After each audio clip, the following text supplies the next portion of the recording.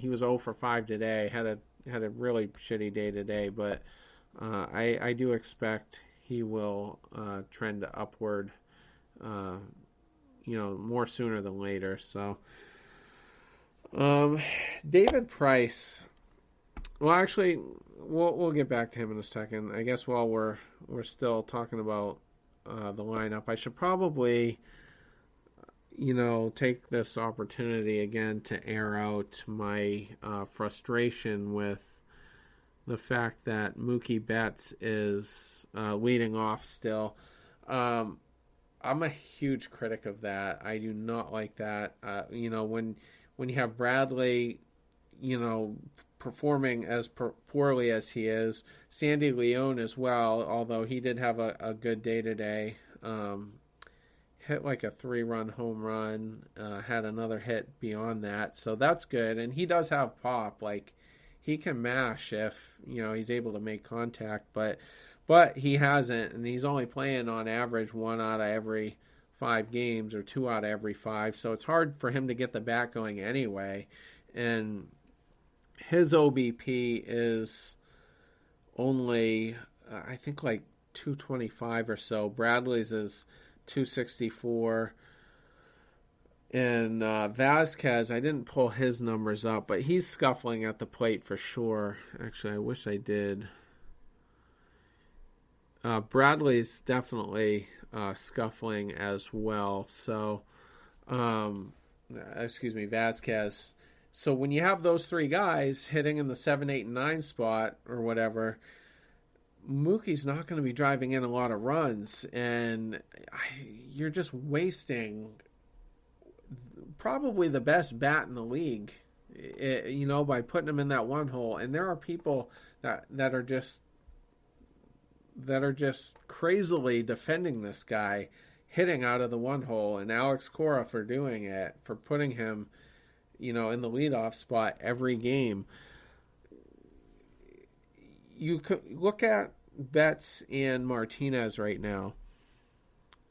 Betts, 13 home runs, 26 RBIs. JD Martinez, 8 home runs, 27 RBIs. Martinez's bat has driven in more runs than Mookie Betts. And so I don't care. I mean, I care more about the RBIs than the home runs, because the home runs are accounted for in your RBIs. So the bat of JD Martinez has driven in more runs than Mookie Betts. And the reason why that is because JD hits 4th in the order. And Mookie Betts tends to hit solo home runs out of the leadoff spot because nobody in front of him can get on base. I would much prefer Mookie hitting from the 3 hole, and then Bogarts and probably Benintendi, even though he's scuffling a little bit, I'd rather have them in the 1 and 2 hole. Bogarts gets on base, and at a pretty good clip. I mean, I lost my whole.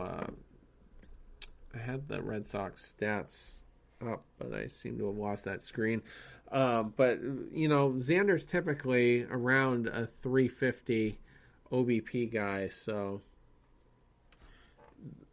I mean, what more could you want out of the leadoff spot? And I know he is hitting for a little bit more power than the last season. He's on pace to probably hit right around 30 home runs anyway. He'll probably be a 3,100 guy, but it's just frustrating beyond belief that Mookie Betts is leading off. I got Xander's OBP. Yeah, his on base is 363 right now, which is would be among one of the highest in the league. A lot of these guys though are Moreland, as I said, is a 407 OBP guy. JD Martinez, 396. Hanley's coming down to earth a little bit, but he's still getting on base at a 366 clip as well. His average, though, has dipped below 300. I'm not a fan of him hitting in the 3-hole myself, but his numbers really seem to justify it. So basically, I mean, you're going to hear this out of me quite a bit, throughout the season.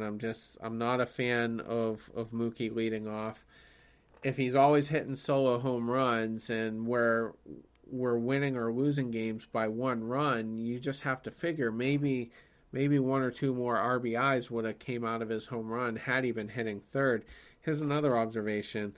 Could you imagine Terry Francona leading Manny Ramirez off, all those years? And Ramirez had a 4.11 OBP before he retired. That's Hall of Fame right there. I know he was on the juice, obviously, and whatnot, but Francona never would have led him off. He never would have led Mookie Betts off, once he established himself into a power hitter. Ellsbury was the ideal leadoff guy. He could hit for average, he could get on base. Other than that 1 year, which looks kind of shady at this point, he had 32 home runs in 2011. Not saying he was doing anything shady, but all those other years, he probably hit a third of that. He was just barely a double-digit home run guy. But he was a great leadoff guy, and the Red Sox had a lot of success with him in that position. And same as Pedroia, he typically isn't a power guy, but he gets on base an awful lot. And, most of his career, he's hit out of the 2-hole. It'll be interesting to see where he ends up. Hopefully in the 7-hole or so. But if Benintendi's scuffling and Pedroia's hitting, then I guess you could still see him up there. But if Benintendi's absolutely raking, I would hope that Pedroia wouldn't be hitting that high in the order. Another thing, too, before we get Dan on the line to discuss the Red Sox-Yankees series, David Price's contract is starting to look historically bad. And I was asking someone the other day, which contract is worse? David Price or Pablo Sandoval? Now, I'm not going to say that there isn't still much upside to David Price, but he's been a big disappointment so far, and I know we only got barely a season out of Pablo before, then he had the shoulder surgery, was out for a season, and then parts of last season before we mercifully designated him for assignment. But I think there's a reasonable chance that David Price is going to be the worst contract of the two for a couple of reasons. Number one, his contract is more than double what Sandoval's was. It's a couple years longer, and I mean, you need your starting pitchers. If you're a $200 million investment in a pitcher, I think is more critical than a $200 million bat in your lineup, because you can go get a Mike Moustakas guy who's going to hit you 30 and 100 at much cheaper than the $30 million a year the $200 million guy is going to hit. Like there are ways to supplement, losing a player for a season to an injury like that. You can't replace a $200 million ace. Like you're just not going to do it. If you had prospects pitching like that in the farm, they'd probably already be up for one, and you'd have to give up a ton of prospects to trade for an ace of that caliber if you wanted to take that route during the season. So for someone like David Price to not be performing, that's pretty catastrophic at this point. And a lot of people look to that 2016 year where he won 17 games. he also basically had a 4.0 ERA. He led the league in most home runs given up and had a ton of run support. We had one of the best offenses in recent franchise history that year. We led the league, and so Price was able to kind of be protected by that. And at this point, all the red flags that existed in 2015 when we signed David Price are every bit as prominent now as they were then. And there's probably more red flags. Like, we've gotten really nothing out of him. His one postseason start, he pooped his pants against the Indians in Game 2 of the 2016 ALS.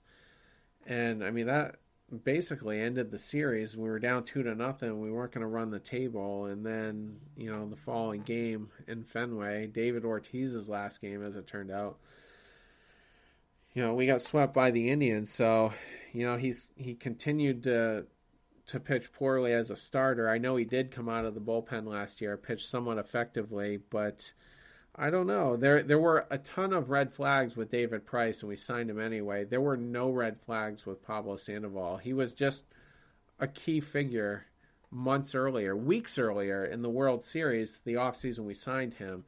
And yeah, I mean, we knew he was, pretty chubby, but we didn't expect he was going to fall off a cliff at the rate that he did, maybe in years 4 and 5 out of that contract, but not like right away. Nobody foresaw that coming, and just completely lost at the plate. He wasn't good in the, in the corner infield there at third base, and wasn't very good, but there weren't any red flags, so it's hard to criticize that signing beforehand.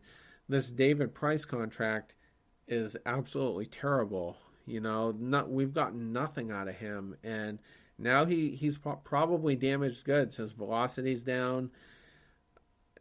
He's getting hit hard. He can't seem to throw a curveball. He didn't throw a single one in his last start, so you have to question his health, and I'm really pessimistic about David Price. And now, this week, he's coming into Yankee Stadium, a place he doesn't pitch very well. He has no momentum at all because he's got killed his last 3 starts. That's just a terrible contract. And there are Red Sox fans out there that will defend David Price to the nines. I'm like, he's giving you nothing. He's,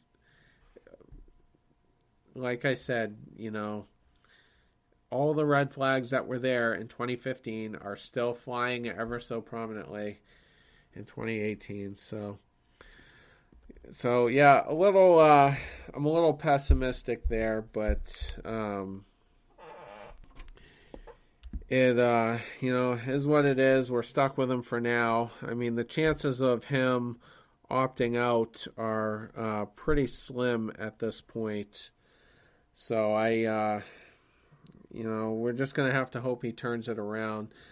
Another guy that I really feel should be in the lineup is Hector Velasquez. He's pitching right now to a 2.38 ERA. His WHIP is only a little bit lower than David Price. He's got a 1.28, but I mean, he's pitched very well, in long relief, and he was picked up from the Mexican League. He, in 6 years, he had a 2.85 ERA, so that was kind of a sneaky signing by Dombrowski, and it's looked like it's panned out. He doesn't really blow people away. He tops out at about 92, 93 miles an hour, but I'd be perfectly comfortable putting him in the bottom of the rotation there in the number 5 spot. Even if you keep Price in, I mean, I'd possibly put Pomeranz in the bullpen because we know he only tops out at about 170 innings per year. So to me, it makes more sense to keep Pomeranz in the pen till July or so. let him, get that knuckle curve ironed out and his command, straightened out. And